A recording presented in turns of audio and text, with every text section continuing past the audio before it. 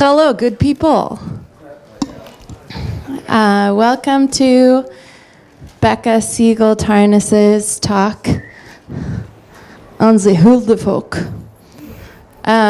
Becca Siegel Tarnas, who also aka Becca S. Tarnas, aka Becca Starnas. If that's not karma, I don't know what is. I'm going to just speak really briefly so we can get right to the talk, but I just wanted to say about Becca that I've gotten the privilege of watching Becca's journey since I met her here at Esalen 5 years ago? 6 years ago. And it's really one of the privileges that we have in PCC is that we get to watch each other's unfolding into our work and into the world.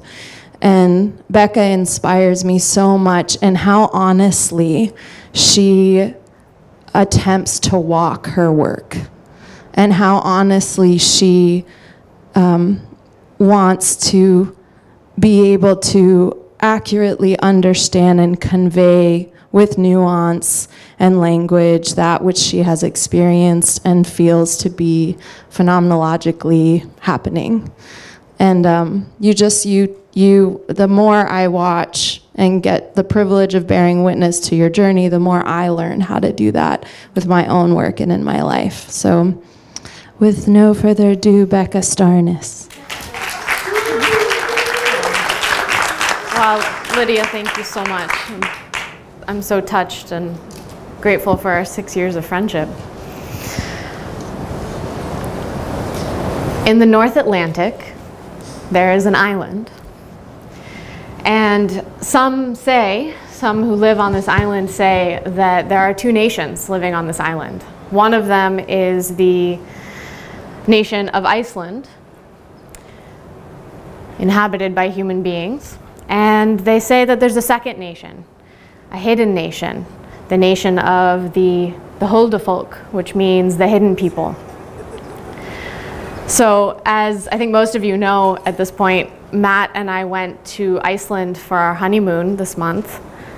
And I just wanted to share a little bit of what we brought back and what we experienced while we were there, and also some of the culture that we were able to just taste a little bit of.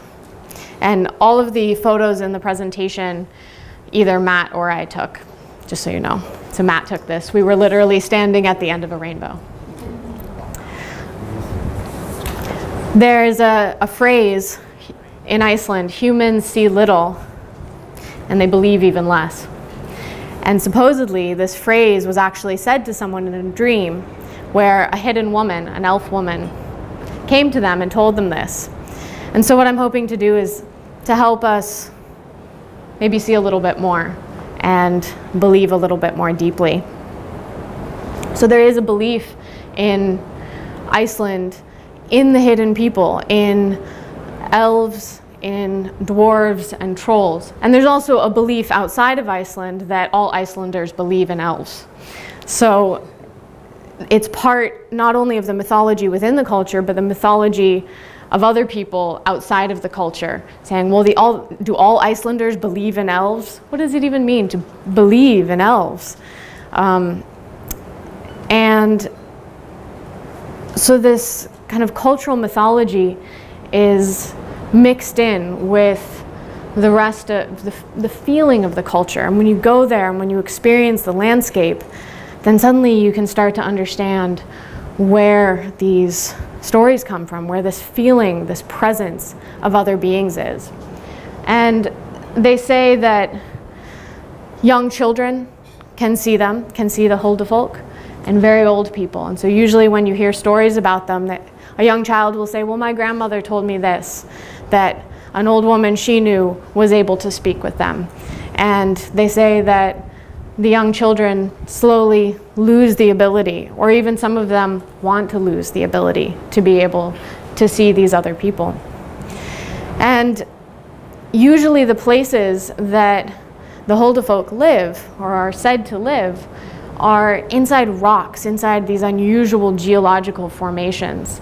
And Some people say that they can hear voices around these rocks, or that they can hear singing. Sometimes they see a light inside. And then there are certain people who can actually perceive houses and villages. And I watched an interview with a woman who was giving a tour of her back garden. And she pointed, the whole thing was covered in snow, and she pointed to a place that was bare from the snow, and there were little steps going up the rock. And she said, here's one of the houses of the Huldufólk. And then over here, there's more houses. And over here, she said, there's about 50 of them that live in my garden. And I'm so honored to have them here living in my garden. So you always hear, not necessarily directly from an individual, oh yes, I've seen them, but they know someone who they really trust who has seen them, or who is able to talk with them.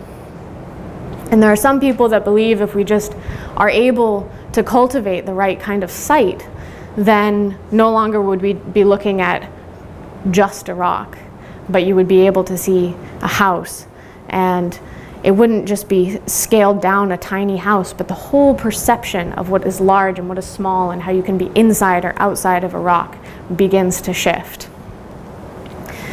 So this idea of Icelanders, that how many believe in the Huldufólk, how many believe in the elves, about 5 to 10% of the population say absolutely yes, they believe, they know that there are elves. And then about 10% of the population says they absolutely do not believe in elves. They do not exist. This is complete myth, folklore, it is made up. And then there's the rest of the population in between that isn't necessarily going to deny that they exist, but they haven't necessarily seen them. And you see this kind of ambiguity play out in, for example, road construction. So the whole center of Iceland really doesn't have really anybody living there or roads passing through. Everyone lives on the edges. 2/3 of the population, there's only 300,000 people that live in Iceland. 2/3 of the population live in the capital, Reykjavik. And the rest are kind of sprinkled around on farms, but really on the edges. The center of the island is not really inhabitable because of glaciers and volcanoes and rough terrain. And so there's a road that goes all the way around the island. And in constructing this road, sometimes machinery would break down. Say if they were trying to get rid of a big rock that was right in the proposed path of the road, and suddenly all the machinery would stop working, and there would be no reason for the machinery to stop working. And so everyone halts the construction, and they go. And there's a woman nearby who happens to be able to communicate with elves, and she affirms, yes, this particular rock, it's the home to a community of elves.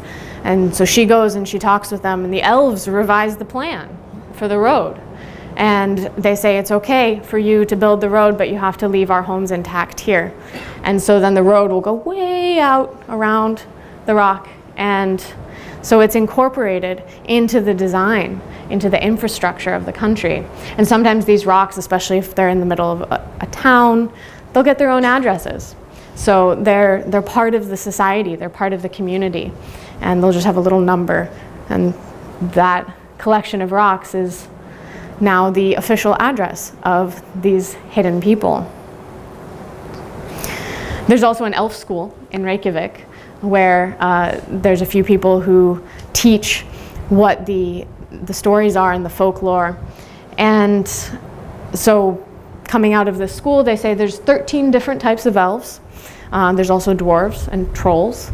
And the range of size of elves, there are some that are the same size as us, and they look just like human beings, but maybe a little more beautiful and a little more evasive.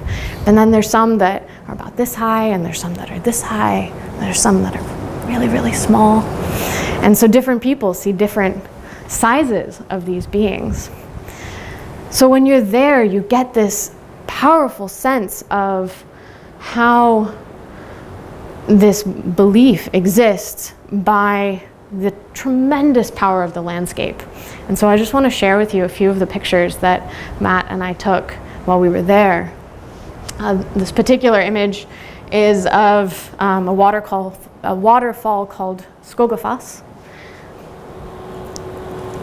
And you can see that it's a very dynamic landscape. It looks like something out of a story, in a sense. And it's stark and dramatic.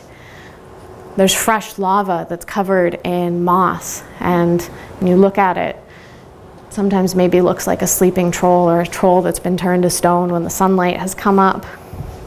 And there's a dynamic play of light and dark, and you see how that plays into their stories and into their mythology. And Matt and I both had this very powerful sense when we were there, the angle of the sunlight, that you really are on top of the world. You are standing on almost as far north as you can get and looking down over the edge of a globe. And it's a place filled with exquisite waterfalls. I've never seen so many waterfalls in my life. At first we were taking pictures of all of them, and then after a few days we're like, oh, it's another waterfall. And this particular one, Seljelandsfoss, is, you can actually walk behind it, and it's said that a troll woman lives behind there, and that she was the one who created the cave behind the waterfall. Or you have really big dramatic waterfalls such as this one. This one's called Gullfoss, and there's a whole host of myths that surround it as well. And then you have other ones like this, Hraunfossar, that emerge seemingly from nowhere. It's a waterfall that if you look behind it, there's no lake, there's no river, it's just emerging and pouring into the Vita River. And it's actually, the water is coming through a lava field and then pouring down into the river. And then of course the landscape is incredibly geologically active. This is just a very small fraction of the largest hot spring in all of Europe, and it powers it provides a large portion of the geothermal power in Iceland. And you stand by it and it's bubbling and it's active and very clearly has a life of its own. This is a still image from a place called Geyser, the original Geyser. This is right next to the actually active geyser that about every 5 minutes or so erupts. And I didn't include it in the slideshow, but Matt has a great video of it erupting and someone screaming as it just suddenly bursts this hot water out of the ground. And of course, there are volcanoes all over the island. This is a cinder cone that we climbed up next to, and some of them have water inside. This is called Kirith, and it's a lake in the base of a cinder cone. And there's actually a myth around this one that there's another lake that's nearby, and when the water goes down in this lake, it goes up in that one. And then when it goes down in the other one, it comes up in this. So there's this sense of a connection between the two. And so part of why the landscape is so active is because the island stands at the rift between the North American and Eurasian tectonic plates. And this is an image, actually, we were standing in that rift, and the water is pouring off of the North American plate and then right between the two plates. And so this is constantly moving and bringing up new lava and new energy. And then of course there are also glaciers, and we were able to go on this amazing 8-hour hike up between two glaciers.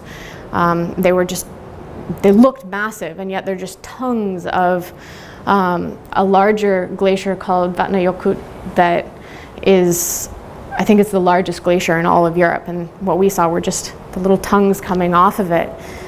And as you can see, it's melting. And there is nothing like the sound of a melting glacier. It is an incomparable sound of grinding and weeping, and they feel alive. They feel like massive ancient beings that are leaving us.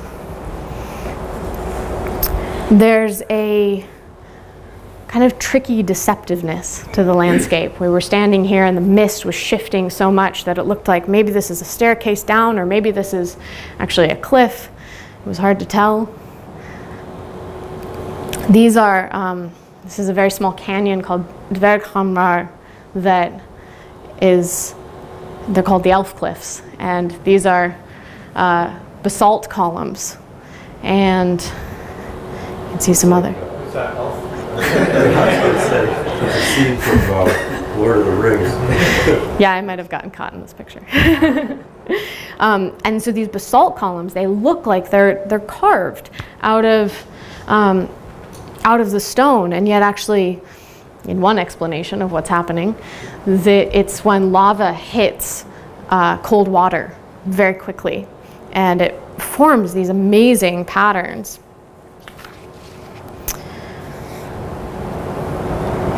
And these shots were taken at Reynisfjara Beach, which has so many different beautiful geological features and these elf cliffs. And every single place is named. This is one thing that's so remarkable about the Icelandic landscape, is that every rock, every waterfall, every kind of turn has a different name and a different story that's associated with it. So we went to this beach and there's about 15 different stories for an equivalent number of remarkable geological formations. This is a waterfall called Svartifoss that's actually on that piece of land between the two glaciers. And you can see here that it's pouring down through these basalt columns as well. And it's not hard to see why someone thought, well, maybe elves were carving these. And you see the fallen pieces of them at the bottom, and they're in these perfect hexagons. And they fall just like steps that you could walk up into a castle or something. This was probably my favorite place we visited. It's called the Hidden Waterfall. And you have to walk up a stream and then into a cave, and then it opens out and you see the water pouring down into this cave. And I looked up at these holes in the rock and I said to Matt, it's an elven apartment complex. And I was in total wonder of it. So I had to show this picture. And we actually have a little video, if I can get it to play. There. Just of how it looks.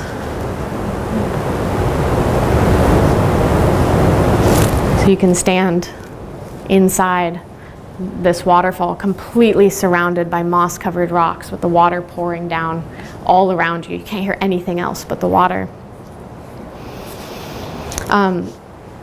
And so part of the belief in the hidden people is that when good things, the good things or the bad things that happen to us are often attributed to them. And they make things happen. Synchronicities are often associated with the Huldufólk. And I actually had a pretty interesting synchronicity that happened when I was researching this talk. I was reading different articles and I found a few documentaries about the Huldufólk, and one of them, actually a couple of them that I was watching, had interviews with different Icelandic folklore scholars. And I was particularly impressed by the remarks by one of them. And the next day, this is last week, after watching these documentaries, Matt and I were at Jupiter in Berkeley, and we're having dinner, and I look over at the table next to us, and I was like, Matt, I think that's the scholar that I saw last night in this video on the Huldufólk. And I kept looking, I was like, it can't be him. Like, we just got back from Iceland. He supposedly teaches at the University of Iceland. It can't be the same person. And finally I was like, I have to ask. And so I went up, and sure enough, it was this scholar, Terry Gunnell, and we exchanged contact information. He sent me a wealth of articles and pieces he's written and links to other documentaries. So I have quite a lot of reading to do now. But it was just such an amazing kind of blessing and sense that, well, maybe the Huldufólk can reach a little further and orchestrate this remarkable meeting in the heart of Berkeley. And when I was talking to him, he asked, you know, why I was interested in this topic, and I said, well, I'm a Tolkien scholar, and I really like elves. And he said, oh yes, Tolkien knew his elves. And what's interesting is that Tolkien, he knew the Icelandic sagas, the Eddas, really, really well. And the landscape in Iceland looks so much like what he is describing and what he's depicting. And so being there for me kind of felt like stepping into Middle Earth, and yet he never went there. And it gave me this sense of how the myths that he knew so well were able to capture something of the landscape and transfer it to his imaginal experience, and then he was able to transfer that onto the page. And so he's conveying an image through words that he's picked up through words. And it gave me the sense that the land makes the myths, but then the myth carries the land with it. And one of the reasons why that the Huldufólk, that this kind of belief, or at least honoring and respect for elves and nature spirits and mythic beings, is in Iceland, is because there's a lineage to these different stories and these different folk tales. Elves come out of Germanic folklore, and they were brought over to Iceland by Nordic Vikings from Norway, from Denmark, and there's also people coming up from Ireland and Scotland, and their stories are coming with them, and in a sense being met by the landscape that is there. And I was thinking about how in mainland Europe, Christianity really swept much of that pagan culture and these mythical beings either away, that they were kind of cast out or incorporated or went underground. And then of course with modernity and disenchantment, then they're completely banished and they're relegated to being just imaginary, which is another way of saying, well, they just don't exist. And in Iceland, the people that first populated it, they only arrived there about 1,200 years ago. And all of these different Nordic myths were a part of the culture at the same time as Christianity was arriving. And so there's this kind of harmony between the two, that neither has canceled the other out. And so they can very peacefully coexist in Iceland. There's churches everywhere. There's also belief that the elves have churches, their own pastors. And you see some really remarkable looking rocks that people say, this is an elf church. And so it's interesting to see a place, this island out in the Atlantic, where they've been able to coexist and they haven't been relegated somewhere else. And I thought, well, where do they go? Where do these beings go when there's nowhere else for them to exist? And Tolkien kind of talks about this, how you see the miniaturization of these different beings. So in medieval Europe, you have elves that are the size that we are, and they're very powerful, almost like demigods. And then getting through the centuries, especially leading into the Victorian era, say in England, then they become very small, and you have flower fairies and tiny little elves. And maybe it's because there's no room for them anymore in our world, and so they have to get smaller and smaller until they really start to disappear. And from the European perspective too, with circumnavigation, suddenly there's nowhere else for these beings to go. And as Tolkien says, the mythical land of High Brasil becomes Brazil. And they get pushed further and further away. And then where do they end up? They're just imaginary. Or they end up in the imagination, or in the imaginal realm. And that's actually maybe where some of us can still encounter them. But when you go to a place where there's an intersection of the imaginal realm and the landscape actually still providing a context and a home for these beings, then they're able to return back to the landscape. And so there's this way in which, by taking what is in the imagination seriously, and then almost opening the gates of that realm back out into the natural world, and recognizing, oh, they are still there, or they can come out of that realm that we've relegated them to, that disenchantment has said they're only imaginary. Well, we can still say that they're of the imagination, but maybe that's not the only place that they live. So that's my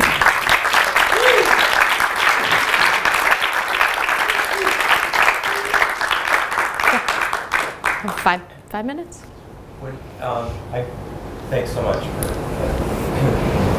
that. That's the best. That's the best. Here's my summer vacation slideshow I've seen. So, is there any sense for those who are tracing the kind of genealogy or history of the elves in Iceland, how far back they go?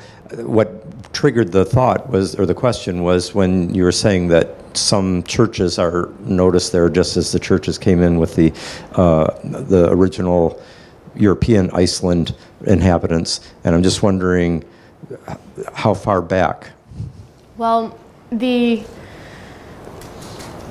stories of elves and other hidden people in mainland Europe predates even Christianity, from what we understand. And so it is those stories that are coming with the Vikings about 1,200 years ago to Iceland. And this particular scholar who I was able to meet, Terry Gunnell, he talks about how the understanding of those elves and those beings kind of melds with an experience of nature spirits in Iceland, and they become the same figures. And that is basically happening simultaneously with Christianity coming to Iceland. Actually, I think there is some evidence that the very first human inhabitants of Iceland were Irish monks. And so there were just small communities, and then the larger populations coming over were Vikings from Norway and from Denmark. So they're kind of growing up together. But the elemental spirits might have been there before. But there were no people there before to witness them. Right, and so the elves are a kind of, I don't know, almost like a synthesis of the two realms. And what's interesting is that someone like Tolkien actually carries both of that synthesis within himself and within his writing, because he is a devout Catholic who talks about how God is the God of humans and of elves, and is holding those two together in a kind of tension. Okay, thank you. That was a profound triangulation between three ideas that I think I just wanted to name, right? You didn't mention the concept of space-time, but you're talking about space and time and geography, and how personhood, and particularly non-human personhood, has a role to play in how geography and landscape are shaped, and also the imagination as the third of the triangle of the three ideas, that somehow the human being through imagination is participating in these other forms of personhood that are shaping the landscape around us, and how myth arises from landscape and then helps to shape the landscape moving forward. I think those are all brilliant take-homes for me from your talk, so, and a lot more to think about. And I see Aaron's hand, who probably wants to talk about something similar, so I'm going to hand it to him. Unless you want to say anything about that. Yeah, I'll just say in the transition of, my sense is that imagination isn't just something that human beings can participate in, and that in the way that myth can emerge from the landscape itself has imaginal properties. And I guess that could be called the anima mundi, the world soul, in another way. So. Hey, Becca, thanks so much. A really beautiful evocation. And it really reminded me so much of some of what I've learned about how these kinds of beings live in traditional Tibetan cultural experience too. And also differences in scale of large co-inhabiting with small beings, etc. And my question is, are you aware of any folks from Iceland who can see these beings, who have come here and seen any here? Because as a diasporic community, the Tibetans, coming here, establishing Buddhism, are identifying, place beings here. There's a name for a North American major place spirit, a Tibetan, and so anyway, just curious about that from the Icelandic. Not that I know of, but my knowledge is limited in this particular area, but I think that would be definitely very interesting. And one thing that I did hear some Icelanders say is that it's not that the elves are just in Iceland. There are elves everywhere, or what they call elves, or what they call the hidden people. They're everywhere, and different cultures, of course, have different names for them. And so there are many different ways of perceiving them. And part of the study of why I find the study of this diaspora so fascinating is because I'm interested, like you, in the question of how to open up these dimensions of perception. So it's really interesting to see folks who carry that quality of attentiveness being forcibly moved to a different place, to see, wow, how are they inhabiting that space? What does it look like here in their eyes? So anyway, thanks for evoking all those. Thank you for that. One more, and I think we're at time. Okay.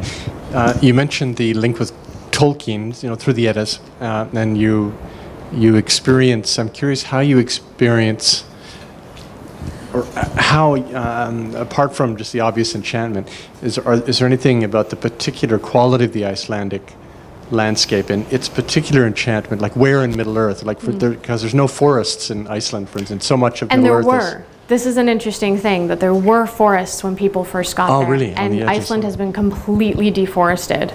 That was something I didn't know until after we'd been there for a few days. I was like, wow, this landscape is so unusual and stark and treeless. And that's because the trees haven't grown back. Do you know when they were deforested? By? Around 1,000, 1,100, I think. Very fast. Pre-industrial, pre-modern. Yeah. But I mean, this is my own experience, but I always have these kind of wow moments when something that I have seen in my imagination when I'm, say, reading Tolkien, and I see it exactly the same outside of me. And our experience there just did that again and again and again. Tolkien has this very unusual artistic style, and he draws mountains, for example, in this very stylized way, and I always just thought, well, that's just him.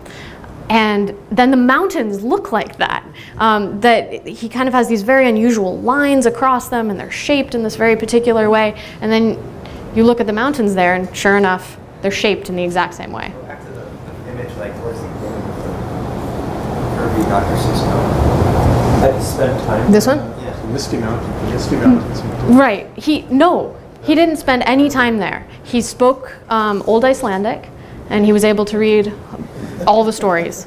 And no, right? No. So he may have seen illustrations.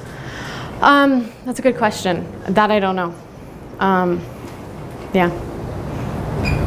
I'll get back to you on that one. Well, thank you so much.